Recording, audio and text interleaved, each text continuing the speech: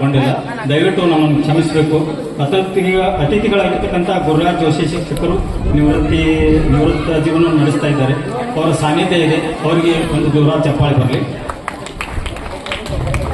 ಅದೇ ರೀತಿ ವೈದ್ಯೋ ನಾರಾಯಣೋ ವೈದ್ಯರು ನಿಮ್ಮ ಗೋಟೆ ಗ್ರಾಮದ ಎಲ್ಲ ಸ್ವಾಸ್ಥ್ಯವನ್ನು ಕಾಪಾಡಲಿಕ್ಕೆ ಅವರು ತುಂಬ ಒಂದು ಅವಿರತ ಪ್ರಯತ್ನ ಇರ್ತದೆ. ಅವರು ಶಂಕರ್ ಹೊನ್ನೋಡ್ ಅವರಿಗೆ ಒಂದು ಜೋರ ಚಪ್ಪಾಳೆ ಬರಲಿ. ಮೌನೀಶ್ ಬಡಿಗೇರ್ ಭಾಗ್ಯವಂತಿ ಜ್ಯುವೆಲ್ಲರ್ಸ್ ಇವರು ಅತಿಥಿ ಭಾಷಣ ಮಾಡಬೇಕಾಗಿತ್ತು. ಅವ್ರು ಯಾರೋ ನಮ್ಗೆ ಗೊತ್ತೇ ಇಲ್ಲ, ದಯವಿಟ್ಟು ಕ್ಷಮ ಮಾಡಿ. ಆಮ್ಯಾಗ ಅವರು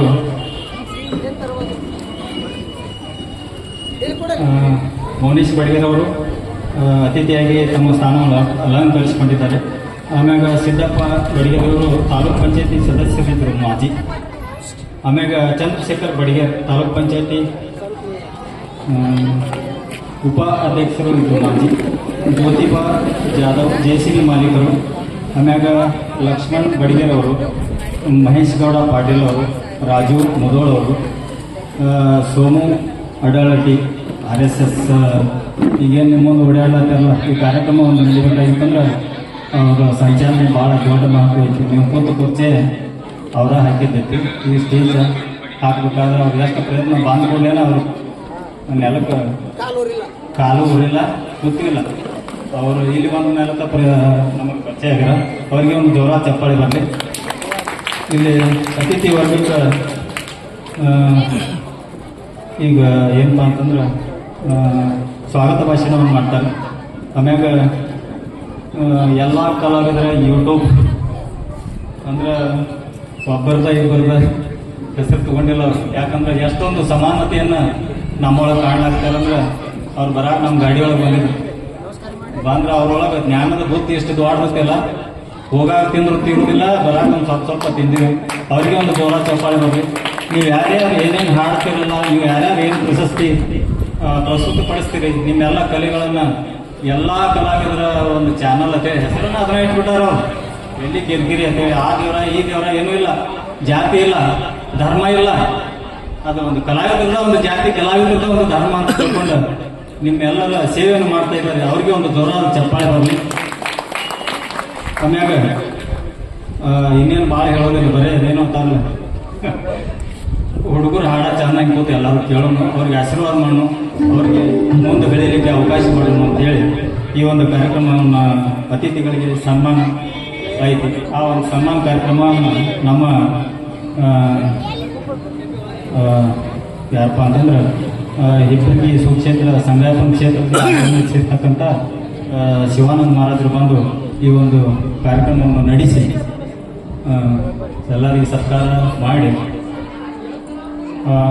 ಅದೇ ತರನಾಗಿ ಇನ್ನೊಂದು ಅವ್ರ ಕಡೆ ಇನ್ನೊಂದು ದೊಡ್ಡ ಕೆಲಸ ಏನಪ್ಪ ಅಂತಂದ್ರೆ ಈ ಕಾರ್ಯಕ್ರಮ ಯಾಕೆ ಮಾಡಬೇಕಾಗೈತಿ ಅಂತಕ್ಕಂಥ ಒಂದು ಉದ್ದೇಶದ ಒಂದು ನುಡಿಯನ್ನು ಅವ್ರು ಹೇಳ್ತಾರೆ.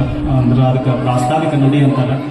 ಮೊದಲು ಅವರಿಗೆ ಅತಿಥಿಗಳಿಗೆಲ್ಲ ಸನ್ಮಾನವನ್ನು ಮಾಡಿದ್ರು, ಆಮ್ಯಾಗ ಅವ್ರ ಪ್ರಾಸ್ತಾವಿಕ ನುಡಿ ಆಗ್ತದೆ. ಈಗ ನಾವು ಮಾಯಕನ್ನು ಶ್ರೀ ಶಿವಾನಂದ ಮಹಾರಾಜರು ಹಿಪ್ಪರಗಿ ಅವರಿಗೆ ಕೊಡ್ತಾ ಇದ್ದೀನಿ. ಅವರು ಬಂದು ತಮ್ಮ ಸೇವೆಯನ್ನು ಸಲ್ಲಿಸಬೇಕಾಗಿದೆ. ನನಗೆ ಜೋರ ಚಪ್ಪಾಳೆ ಬರಲಿ ಅವರನ್ನು.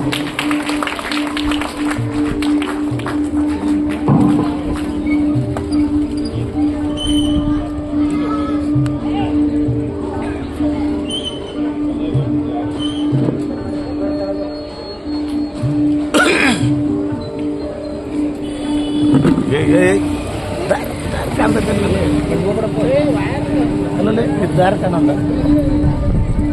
ಆಡಿಟ್ಟು ಅಲ್ಲೇ ಬರ್ತೀವಿ.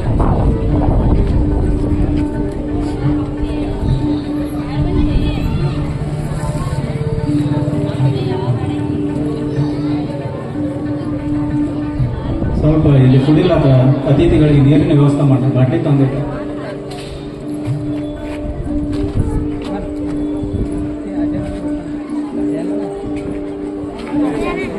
ಮಹಾರಾಜರು ಬೇಗ ಬಂದರೆ ತಮ್ಮ ಪಾಲಿನ ಅನುಭವದ ನುಡಿಗಳನ್ನು ನೀಡಬೇಕು.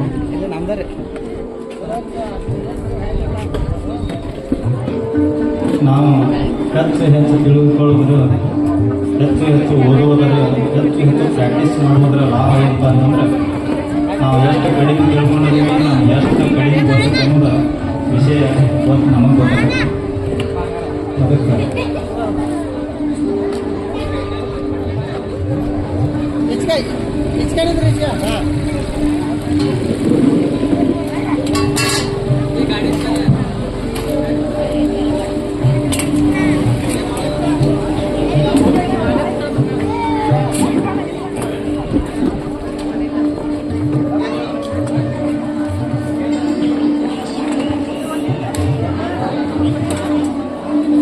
ಒಬ್ಬೊಬ್ರು ಮಾಡ್ರಿ ಒಬ್ಬರು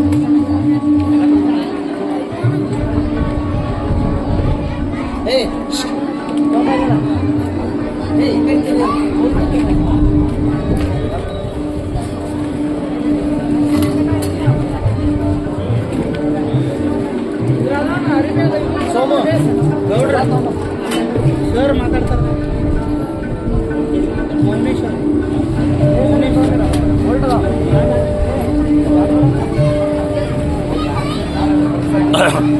ಈ ಕಡೆ ನೋಡ್ರಿ ಸ್ವಲ್ಪ.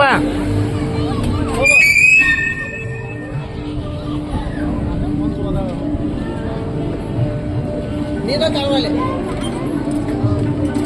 ಸರಿ ನೋಡ್ರಿ.